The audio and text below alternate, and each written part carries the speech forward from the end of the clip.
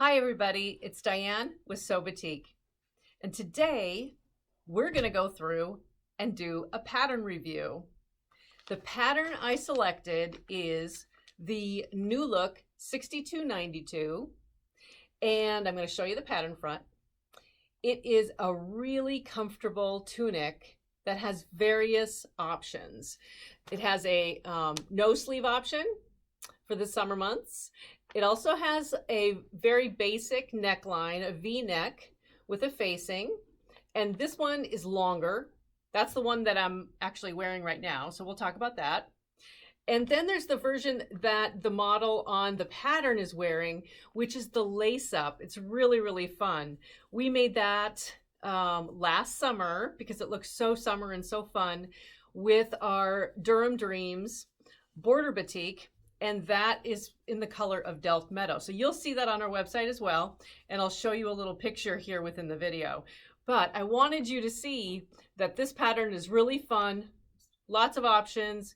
I have not made the pant that goes with it, but I think I'm going to, because I would like to, instead of wearing jeans with this particular top, which makes it look more casual, I'd like to actually match up the fabric that I'm wearing with another solid and make a pant with it and have a much more dressy outfit. So I like to make something out of a pattern more than once and make it multifunctional. It's so great, okay? But let's talk about the pattern. Let's talk about the layout. And also, I'm gonna add a little twist. I made this out of our batik rayon. And the rayon that I used, I'm gonna set this aside. It is, if you can see this, it's called Lady May. And can you see that the shape of the motif forms a flower with its little petals? And we kind of want to have the flower going up, not the other way around. So if I were to flip it the other way, it doesn't look quite right. So we like to do directional fabrics now and again, and this direction is just a little bit different than our border batik. Our border batik actually runs across the selvage this way. So that's a whole different layout, and check out our YouTube video on how to lay out your pattern on our border batik, which is a wonderful thing to get you going on using borders as well. But this one, it's a motif that actually is going with the selvage. So it matters where you put your pattern pieces. That's something to always look for when you buy fabric for a garment. Okay, now, by the way, and this color here is called Delft. You'll find that on our website as well. And the color that I made my top out of, and the top from this pattern is View D. This color is Merlot, and it is a deep, deep, deep blue with this beautiful wine color, and I really, really love how it turned out. The first thing I want to really talk to you about before we lay out the pattern is make sure you pre-wash your fabric. We do recommend Synthropol. Most of the time, I use Synthropol. Or retain if there's a color concern that you have with your fabric. But I would say 99.9% of the time, I use a little teaspoon in my washing machine and use an extra rinse, and then I shake it out and I put it in my dryer until it's almost dry, and then I hang it up a little, or I flatten it out, and then I hang it up to dry, just so that it just finishes the drying process before I lay out my pattern. And if for some reason it ends up with a little bit of wrinkling, definitely use a medium iron. You can use steam, and press your fabric before you lay out your pattern pieces, because we don't want to have any wrinkles or surprises after you have cut out your piece, okay? So just a couple of prep ideas. This pattern though, and using a directional fabric takes a little bit more thought. And you'd be surprised, when I laid this one out, it was less fabric than what was actually on the pattern jacket. I made this garment that I'm wearing out of 2 yards of fabric. Yes, maybe 2 1/8. And I expected it to be almost 3 because of the length of the tunic in the front and in the back and the longer sleeve. Because normally you can plan your yardage based off of twice your length and allow for your sleeve length. Well, I was able to actually put the front of the garment and a sleeve and the back of the garment and a sleeve without having that third little piece of a sleeve. So let me show you what we did, or how I do it, I should say. Okay, I start, and I have a very large cutting table, which is very nice to have, but I start with the largest pattern pieces that we're working with. And the first one I start with is the front of the pattern. And let me grab that here. Here's the front. I did mark mine up a little bit. So when I was doing the border batik, I wanted to make sure of where all the borders were at. But here's the front of this pattern. As you can see, it is quite straight. It allows for the dart, and then it doesn't really have much of a slope. I need a little bit of a grade, so I did adjust my cutting on mine, but it is a very, very straight garment, okay? And it has a center fold mark here. What I do first and foremost is I will measure the distance from the fold line to the most outer portion of the pattern piece. For me, for the size that I was making, that's 12 inches, okay? So I need to make sure that when I fold my fabric, I'm going to allow for no more than really 12 or 13 inches. I don't fold my fabric with the selvages touching. I should step back for a moment. The reason I don't do that is there's a lot of waste. So when you fold a 45-inch wide piece of fabric in half, selvages touching, you have 22 inches or so. And if you were to lay your pattern piece on that, we're wasting so much fabric. And what are we going to do with, 10 inches left here on 2 pieces of it, because we're cutting off the fold? We don't want to waste fabric. I don't want to waste fabric. So we just need to make sure that we are folding only what we need, laying out the fabric, cutting it out, and then using the next piece for another portion of the garment, okay? Let's lay out the first piece, which is the front. I'm also paying attention to the direction of the motif. I'm going to pull this my way here because the direction of the motif is this way. So I want it to fold this side in, and then I kind of have my excess here, okay? I'm going to move over here for just a second to get this straight. I'm working off the table so that you can see it a little bit better with the space that I have. Okay.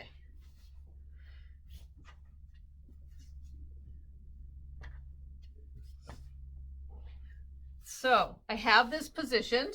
There's a fold line here, and the selvage is in the middle of my fabric width, because that's all I need. I need a fold for the front of my fabric, or the front of my garment. I'm going to put that up here, but most of the time I'll take a tape measure and I will measure to make sure this is sitting at about 13.5 inches. So I have just the right amount of fabric for the front of my top. And then I measure to make sure that I'm pretty straight.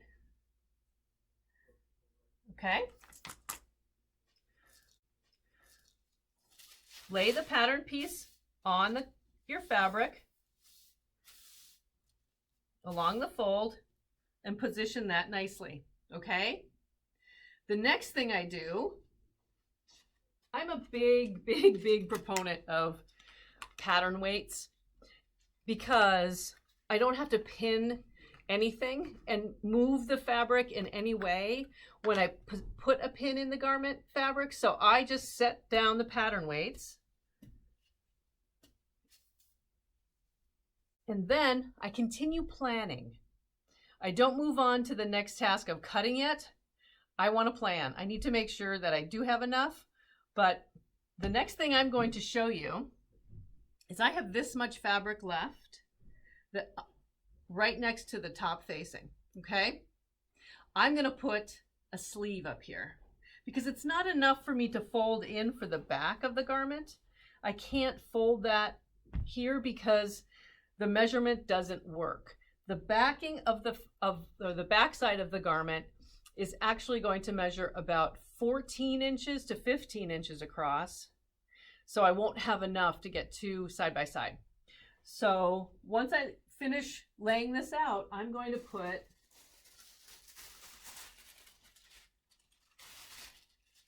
and I'm going to hold this up so that you can see.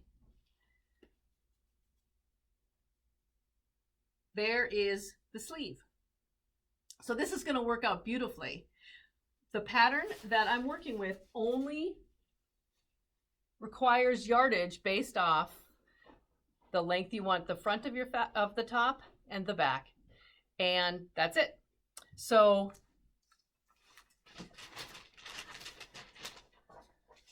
the layout that comes with your pattern, I'm going to show you this, and I have handwriting on it because I make marks all over my patterns, shows you a completely different way to lay out the garment. And it's a good guideline, but you will learn over time that it is easy to do pre-planning, to only fold a portion of your fabric in and use what you need and save the rest of it for another piece of your garment, okay? Now this pattern, since I am working with directional fabric, I have to do a little bit of a trick on the back of the garment instead of the front. This, when I lay this out for the back, I have to put the backing on this side, okay? Here's the back piece, and it is quite long because I made it a little bit longer, but here's the center fold. It's a very simple, straight structure here. So we'll put that piece on the fold of this. I folded this in instead, and I'm going to go back and measure, but I think it was 14 inches. Oh, slightly less. It's actually about 13 inches. That's needed on that side. So we want to have all of the pattern pieces facing the same direction because of the directional fabric. Okay. Now, so then we're going to get the sleeve out of the top piece here. It's sitting next to the front of the garment. We'll position the other sleeve next to the back of the garment. And the only other two pieces that you need for this particular pattern are the front facing piece, which goes inside your garment to give you a nice, really nice facing, and the neck facing, which has to be positioned on the diagonal. And I found that I had enough fabric to get that out of the spot left between the sleeve and the facing, or the front of the garment. And this I positioned down at the bottom. And so it was 2 yards or 2 1/8 yards for, and this is a size 14 top, and it's quite long, as you can see. So actually I'm going to measure it for you so you know. It is, and I'll take into consideration the seam allowance, but I made it about 32 inches long in the back, okay? And the front is 29. So it is quite long. So if you're petite or shorter than 5'7", you will not need that much fabric either.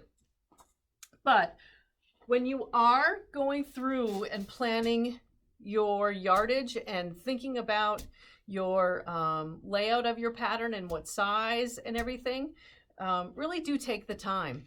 And it is nice to see how the pattern designers and from the companies lay these out. But just remember, they're a suggestion.